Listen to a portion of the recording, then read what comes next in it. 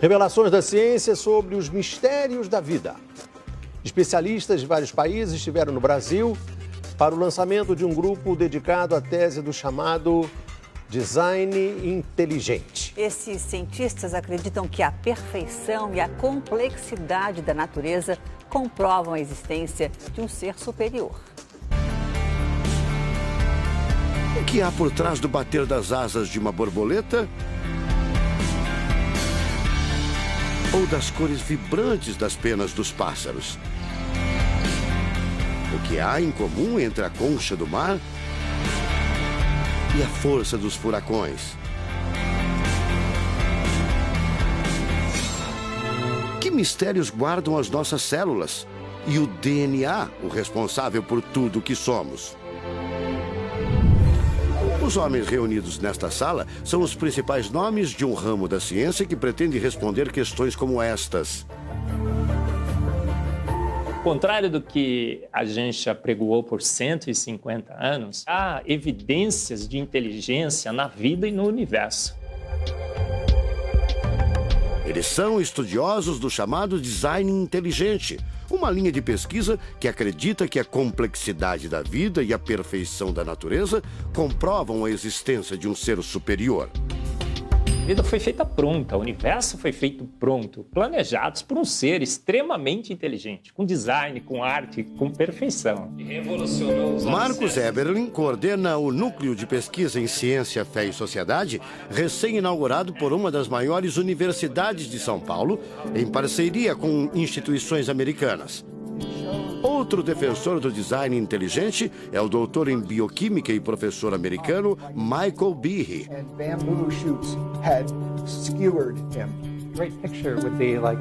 Brian Miller é doutor em física. Ele coordena as pesquisas da Universidade de Duke, nos Estados Unidos. Seria um super engenheiro, um super arquiteto?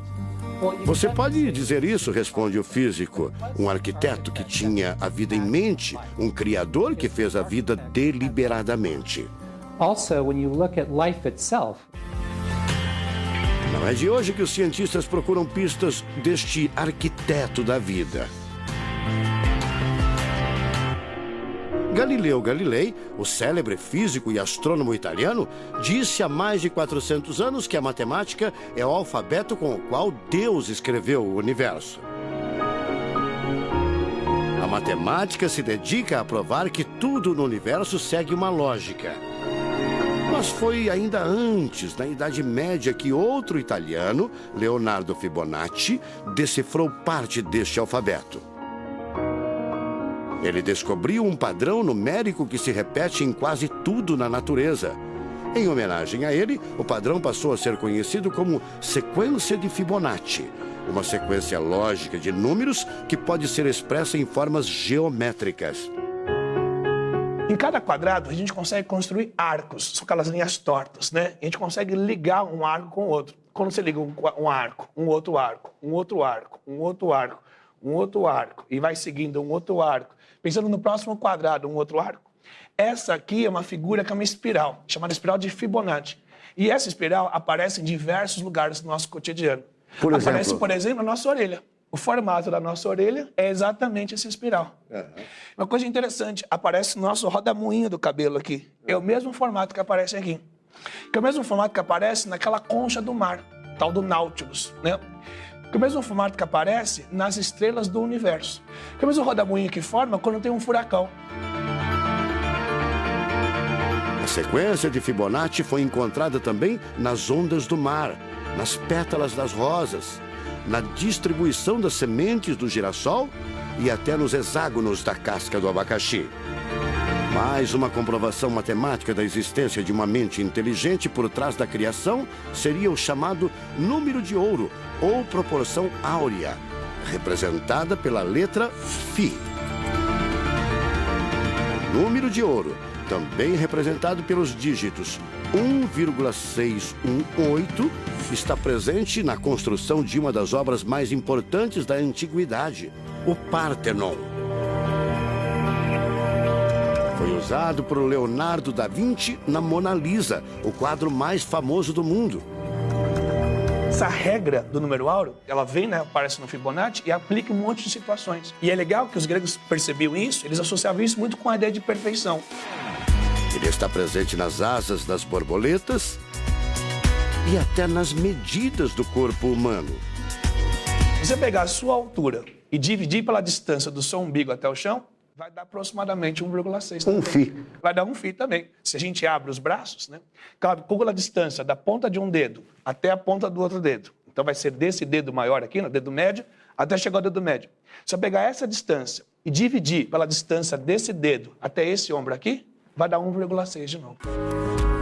De tudo na natureza, o que mais impressiona os cientistas são as células, a chamada unidade básica da vida. São as menores partes que compõem os seres vivos, vegetais ou animais.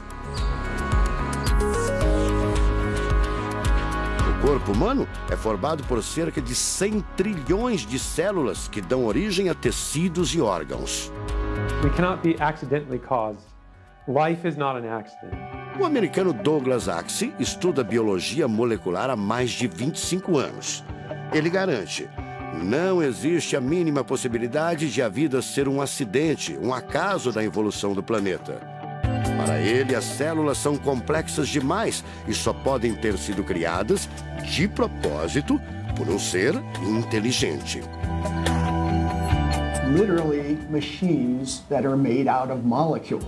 Dr. Michael Behe concorda. Ele compara a célula a uma fábrica repleta de máquinas e veículos. Ela produz e troca com as células vizinhas os elementos fundamentais à vida. Tudo coordenado por uma espécie de computador central, o chamado DNA. Você já deve ter ouvido falar dele. O DNA é um conjunto de informações genéticas que definem as características dos seres vivos.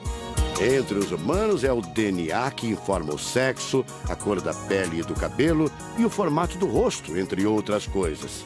São 6 bilhões de informações condensadas numa estrutura microscópica extremamente eficiente. O presidente da Sociedade Brasileira do Design Inteligente considera o DNA o mais avançado código de que se tem notícia. A gente tem a molécula de DNA como um modelo. Por quê? Porque quando a gente descobriu essa molécula, a gente viu que é uma molécula fantástica, maravilhosa. E ali evidências e mais evidências de que uma mente inteligente projetou a vida. Porque é o software da vida. E esse software tem o quê? Tem ali um código. E a gente sabe que códigos emanam de mentes inteligentes. Nos Estados Unidos, um grupo de pesquisadores afirma ter identificado uma sequência de números que sempre se repete no DNA humano. Seria uma espécie de assinatura de Deus, segundo o engenheiro da computação Greg Braden. So now we have a definition. Ao considerar a carga dos elementos químicos do DNA, os pesquisadores teriam identificado o seguinte padrão numérico: 10, 5, 6, 5. Eles então passaram a tentar decifrar esse código e tiveram a ideia de substituir os números por letras hebraicas. Em hebraico, a língua oficial de Israel e que aparece na Bíblia, os números são representados por letras, como explica essa professora israelense. A escrita hebraica é muito antiga. Já tem textos escritos 1000 anos antes da Era Comum. E nesta época ainda não inventaram o sistema decimal dos números que usamos agora. Na Bíblia, o Primeiro Testamento, podemos ver não só os números dos versículos e os números dos capítulos, mas também as páginas. A contagem das páginas está feita em letras e não em números. A sequência numérica 10, 5, 6, 5 foi transcrita para as respectivas letras em hebraico: Yud, Rei, Vav, Rei. Veja o resultado. A sequência corresponde à palavra Javé, ou Deus, em hebraico. Apesar de todo o avanço da medicina, cerca de 90% das informações genéticas ainda são um mistério. professor Eberlin diz que as descobertas científicas trazem implicações sérias para toda a humanidade, mas cada vez mais reforçam os argumentos de quem acredita no design inteligente, a assinatura de uma força superior. A gente vai ter que entregar essa informação para a filosofia e para a teologia.